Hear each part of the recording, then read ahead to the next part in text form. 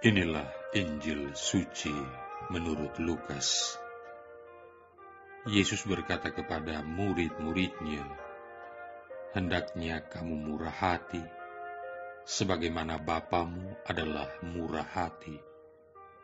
Janganlah kamu menghakimi, maka kamu pun tidak akan dihakimi. Dan janganlah kamu menghukum, maka kamu pun tidak akan dihukum. Ampunilah, dan kamu akan diampuni. Berilah, dan kamu akan diberi. Suatu takaran yang baik dan dipadatkan, yang digoncang dan yang tumpah keluar, akan dicurahkan ke dalam ribaanmu. Sebab ukuran yang kamu pakai untuk mengukur akan diukurkan kepadamu." Demikianlah sabda Tuhan. Saudara-saudari yang terkasih, resminya tidak ada istilah mahal hati dalam kamus bahasa Indonesia. Yang ada adalah istilah kebalikannya, murah hati. Namun dalam kenyataan sehari-hari, sikap mahal hati sering lebih gampang ditemukan daripada murah hati, apalagi dalam dunia kita yang penuh dengan perhitungan. Karena itu Yesus berkata, "Hendaklah kamu murah hati." Sebuah ajakan yang sulit, tetapi sangat penting dan mendasar bagi kita para muridnya. Dalam sekolah Yesus, salah satu tujuan terpenting adalah mendidik muridnya menjadi orang yang murah hati. Kalau kita murah hati, kita pun akan mendapatkan kemurahan hati. Saudara-saudari yang terkasih, bagaimanakah murah hati itu? Dengan bagus sekali Yesus mengambil ilustrasi dari dunia pasar. Dalam pasar tradisional, ketika belum dikenal ukuran kiloan yang dipakai sebagai takaran, ada sesuatu yang menarik. Misalnya ketika masih kecil, sewaktu ikut almarhum mama ke pasar, saya amati para pedagang menakar beras dengan batok kelapa yang berlubang di bawahnya. Setiap kali mengukur, si pedagang memasukkan satu jarinya dari bawah. Jadi setiap kali isi takaran berkurang satu jari. Lalu ia menakar beras dengan cepat tanpa menggoncang-goncangkan, sehingga takaran itu sungguh tidak padat dan tidak meluber. Sebuah takaran yang buruk sekali. Tentu saja si pedagang mendapat untung yang lebih banyak. Saudara-saudari yang terkasih, Yesus tidak mau mendidik para muridnya, kita-kita ini, dengan semangat yang demikian. Sebaliknya, ia mau mendidik kita menjadi seorang penjual yang murah hati, yang berani memberi takaran yang baik, seperti seorang penjual beras yang menggoncang-goncangkan takarannya sehingga menjadi padat, bahkan mengisi takaran itu sampai meluber. Pembeli gembira dan dia juga, walaupun tidak untung banyak, tapi tidak kurang gembira. Saudara-saudari yang terkasih, majalah Time tanggal 9 Januari tahun 1984 menulis sebuah judul besar di halaman depan cover dari majalah Time, "Why Forgive?"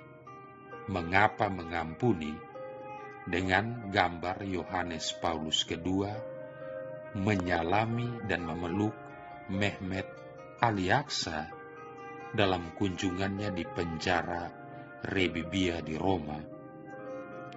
Judul majalah Time ini mungkin mewakili keheranan banyak dari kita manusia modern.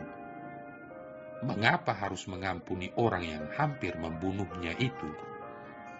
Logika kita mengatakan, kok enak dia, rugi jika kita mengampuninya. Kita biasanya merasa lebih puas kalau bisa menghukum orang lain.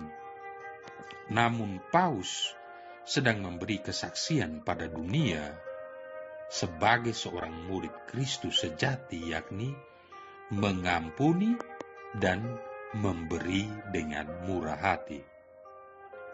Saudara-saudari yang terkasih, pernah seorang laki-laki mencuri makanan dan dia dijatuhi hukuman gantung oleh raja.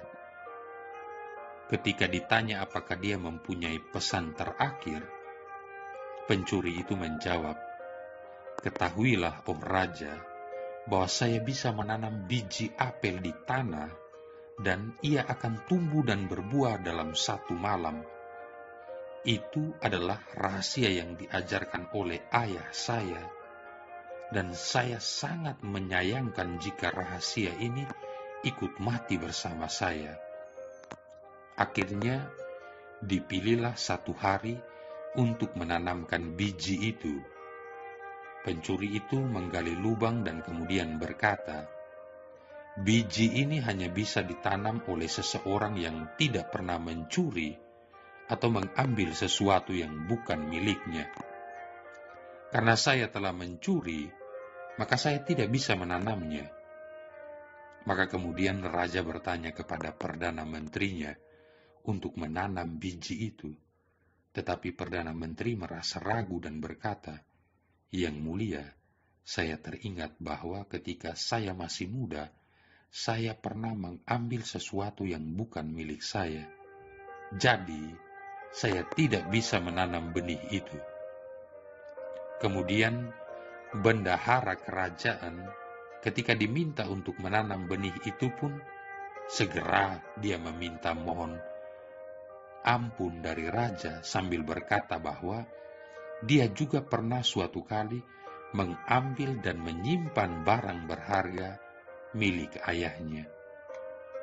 Lalu kemudian pencuri itu menoleh ke arah mereka sambil berkata, "Anda semua orang besar dan berkuasa. Anda tidak menginginkan sesuatu apapun, tapi meski demikian, Anda tidak bisa menanam biji itu. Sedangkan saya yang mencuri sedikit makanan agar tetap bisa hidup akan digantung." Senang dengan kebijaksanaan pencuri itu, maka raja pun mengampuni dia. Saudara-saudari yang terkasih, ketika kita berdiri di depan cermin atau berpose di depan cermin, apapun yang kita tampilkan akan dipantulkan secara sama persis oleh cermin itu, kecuali kanan jadi kiri dan kiri jadi kanan. Jika muka kita cemberut, cermin akan memantulkan wajah cemberut. Jika muka kita tersenyum, cermin juga akan memantulkan wajah tersenyum. Tidak mungkin cermin memantulkan wajah tersenyum ketika muka kita cemberut dan sebaliknya.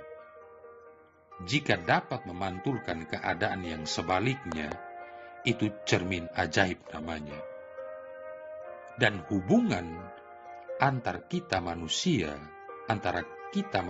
dengan sesama, tidak ada bedanya dengan pantulan cermin. Apapun yang diperbuat orang lain kepada kita, entah itu baik atau tidak baik, sesungguhnya adalah bertitik tolak dari perbuatan kita sendiri kepada mereka. Maka, menjadi pertanyaan untuk kita renungkan, maukah kita orang lain berbuat tidak baik kepada diri kita? Jawabannya tentu tidak. Semua orang tentu ingin agar orang lain berbuat baik terhadap dirinya. Nah, kuncinya gampang. Perbuatlah yang baik, maka niscaya kebaikan juga yang akan kita terima. Bahkan bukan itu saja. Apa yang kita perbuat menentukan yang diperbuat orang lain kepada kita, melainkan apa yang kita perbuat juga menentukan apa yang diperbuat Allah kepada kita. Perbuatan kita kepada orang lain, entah baik atau buruk, menyenangkan atau tidak menyenangkan, itulah yang dipakai oleh Allah sebagai ukuran yang akan diukurkan kepada kita. Jadi di sini, pantulan itu terjadi tidak hanya 2 arah, tetapi 3 arah. Apa yang kita perbuat secara horizontal memantul vertikal, dan dari yang vertikal memantul kepada diri kita.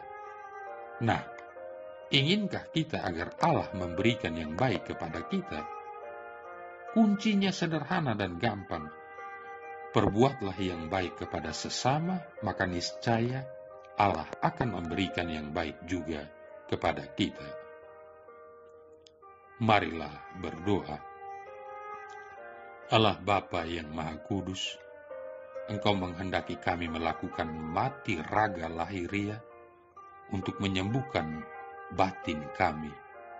Bantulah kami melepaskan diri dari segala dosa, agar sanggup menunaikan tugas kebaktian kami kepadamu. Demi Yesus Kristus Putramu Tuhan dan pengantara kami, yang bersama dengan Dikau dan Roh Kudus hidup dan berkuasa, satu Allah sepanjang segala masa. Tuhan memberkati kita sekalian, Bapa, Putra, dan Roh Kudus.